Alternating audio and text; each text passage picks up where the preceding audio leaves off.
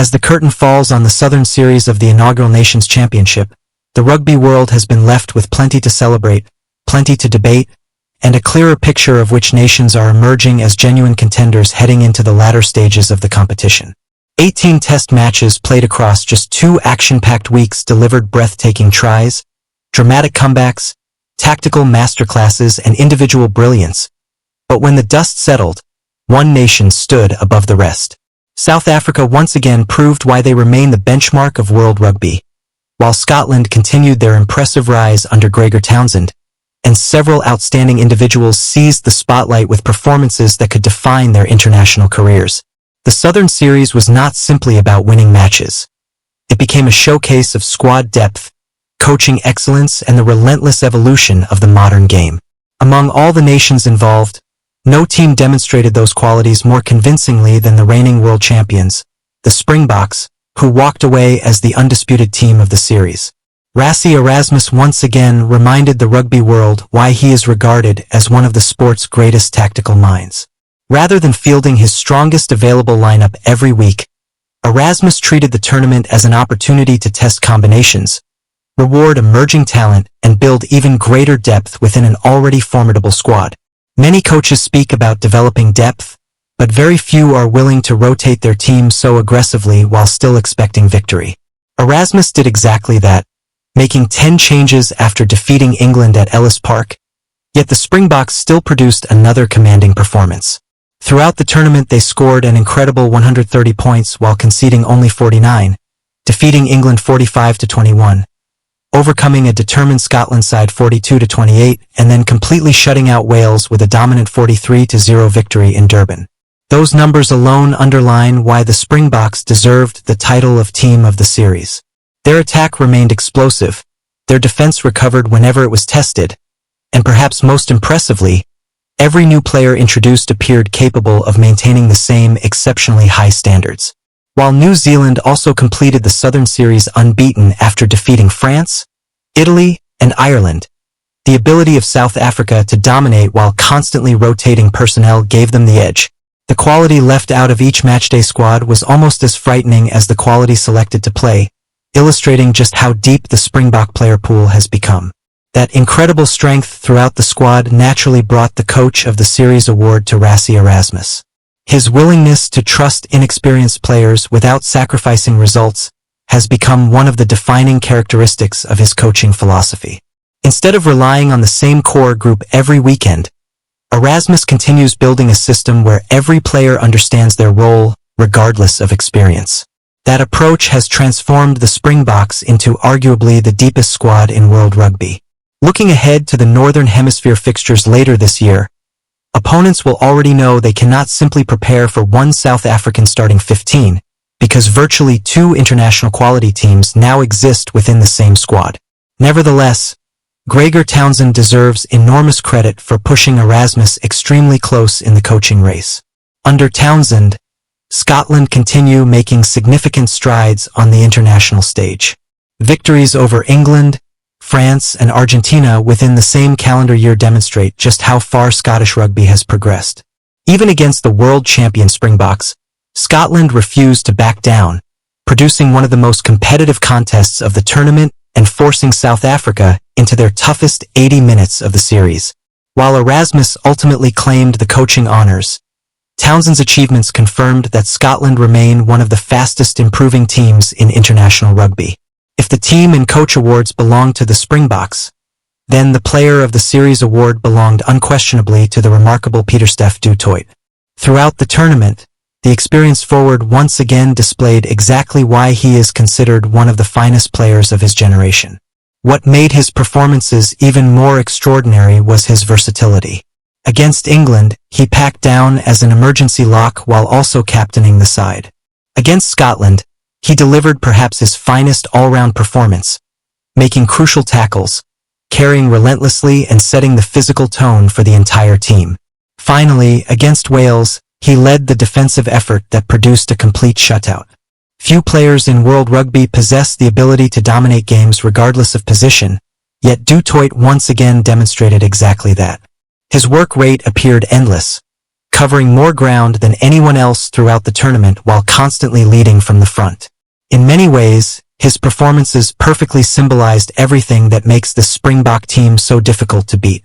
While Warner Dearns, the towering captain of Japan, emerged as Du Toit's closest challenger, even his outstanding tournament could not quite match the consistency displayed by the South African veteran. Dearns produced remarkable numbers for a second-row forward, leading locks across several attacking statistics including line breaks, meters gained, post-contact meters, and gain-line success. His performances against Ireland and France, despite ending in defeat, highlighted his growing influence within Japanese rugby. Had Japan managed one more significant victory, perhaps the debate over player of the series would have been much closer. Instead, Du Toit's consistency across all 3 rounds ensured the award never seriously slipped from his grasp. Another story that captured attention throughout the Southern Series was the remarkable rise of Paul de Villiers, whose journey from late replacement to breakthrough player of the series perfectly illustrated the opportunities created by Rassie Erasmus' rotation policy. De Villiers only discovered he would start the opening match approximately 1 hour before kickoff. Yet rather than allowing nerves to overwhelm him, he embraced the moment spectacularly. From that point onward, he never looked back, starting every remaining test and quickly establishing himself as one of the most exciting young forwards in the competition. His performances showcased a complete modern back row skill set. He operated confidently as a first receiver from lineouts, powered over for tries from driving mauls, and repeatedly produced decisive turnovers at crucial moments. Perhaps his most memorable contribution came during the victory over Wales, where he won an incredible breakdown penalty just meters from South Africa's own try line, preventing almost certain points and preserving the Springboks' defensive dominance. By the end of the Southern Series, discussions had already begun regarding how Rassie Erasmus could fit both Paul de Villiers and Captain Siya Kolisi into the same starting back row, and there can be no greater compliment for a young player than forcing one of the world's greatest coaches to rethink his strongest combination. The award for Game of the Series was perhaps the easiest decision of all, and fittingly it involved the tournament's outstanding team being pushed to their absolute limit. When the Springboks welcomed Scotland to Loftus Versfeld, many expected another comfortable South African victory. Instead, rugby fans witnessed one of the most entertaining and competitive test matches of the entire nation's championship. The game began exactly as many predicted, with the home side stamping their authority on the contest. Early tries from Ambrose Papier and Evan Roos gave South Africa a commanding 14-0 lead inside the opening 20 minutes. And it appeared that the world champions were once again on course for a routine victory. Their powerful forward pack dominated the collisions, the backline attacked with confidence, and the atmosphere inside Loftus suggested another long afternoon for the visitors. However, Scotland had other ideas. Rather than allowing the game to slip away, Gregor Townsend's men responded with remarkable determination. Although they had already wasted 2 promising opportunities inside the Springbok 22 through a costly double movement and a crooked line-out throw, they refused to lose belief. Tries from Matt Fagerson and Kyle Rowe completely transformed the contest, bringing Scotland level at 14-14 before halftime and silencing the passionate home crowd. Suddenly, what looked like another one-sided South African victory had become the standout contest of the tournament. It was exactly the kind of high-quality international rugby that the inaugural Nations Championship hoped to produce. The second half proved equally dramatic. Momentum swung repeatedly between both sides as the physical intensity reached extraordinary levels. When Ben Jason Dixon received a yellow card and left the field for 10 minutes, many believed Scotland had been handed the perfect opportunity to take control. Instead, that period ultimately defined the outcome of the match. Despite enjoying a numerical advantage, the visitors failed to score a single point while South Africa defended with incredible discipline and composure. Once Dixon returned, the Springboks immediately shifted through the gears. Tries from Ilrai Liu, Damian Willems, and Zach Porthen arrived in quick succession, turning a tightly contested encounter into what appeared to be a comfortable 35-14 lead. Yet even then, Scotland refused to surrender. Showing enormous resilience, they launched another spirited comeback as Josh Bayliss and Ben White crossed within 2 minutes of each other, reducing the deficit to just 7 points with 10 minutes remaining.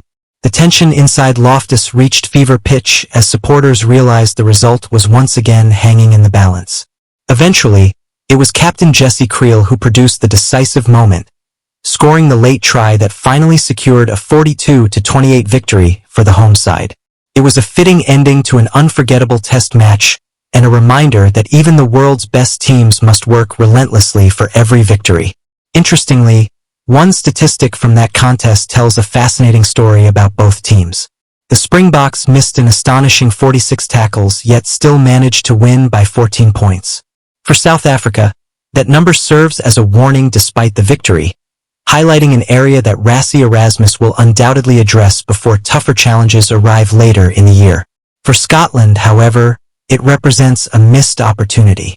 Very few teams receive that many defensive openings against the reigning world champions, and the inability to fully capitalize demonstrated how small details continue separating good teams from truly great ones. Nevertheless, Scotland emerged from the tournament with their reputation significantly enhanced. They proved capable of matching one of the strongest squads in world rugby for long periods and demonstrated once again that Gregor Townsend has built a team capable of challenging anyone on its day.